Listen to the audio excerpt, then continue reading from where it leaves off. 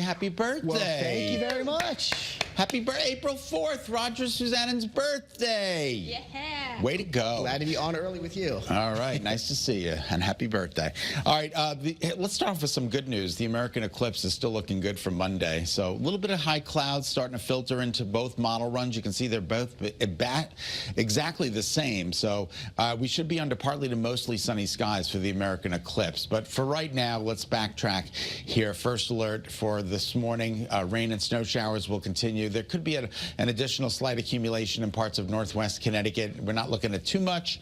Wet roads, and there could be some slick spots, particularly, again, up in northern Connecticut. I've got this on a 2-hour loop. Here's what's taking place right now, but this is 2 hours ago. Look at all this rain. It was heavy at times, even some sleet. I know I was driving through some sleet on my way in from Hartford to Rocky Hill.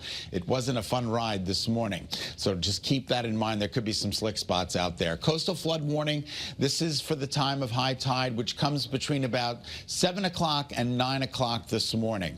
So that's when the worst of it is going to be, as the water continues to get pushed in with that northeasterly flow. Oh, the wind advisory has now been dropped for Litchfield. So improving conditions.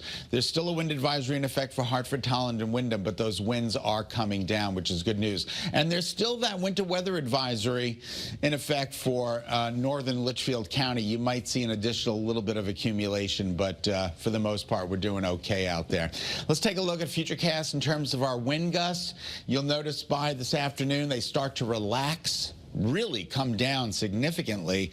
We're going to be in the mid to upper 20-mile-an-hour range. And then tonight, some actually might go calm, 8 o'clock tonight, but still between about 15 and 20 in other parts of the state. All right, so visibility this morning, it's reduced up in inland Connecticut, where we still have a couple of those rain and snow showers, but it is starting to improve along the shoreline, which is good news. And you can see the bulk of this, look at the snow that's coming down in Vermont, New Hampshire, and Maine, and parts of upstate New York. Who needs it? You can see the back edge of the system is 2 hours south, and this is going to be pinwheeling its way through the state through the day today. So just keep in mind it's going to be mostly cloudy with scattered rain and snow showers. 44, that's a good number, but look at that breeze northeast at 23 miles an hour. We have had a little bit of rain since midnight. This is since midnight, and look at those wind gusts, 45 miles an hour in Kent, so that's pretty significant. Now, as we move through the day today, temperatures only in the upper 30s, low 40s.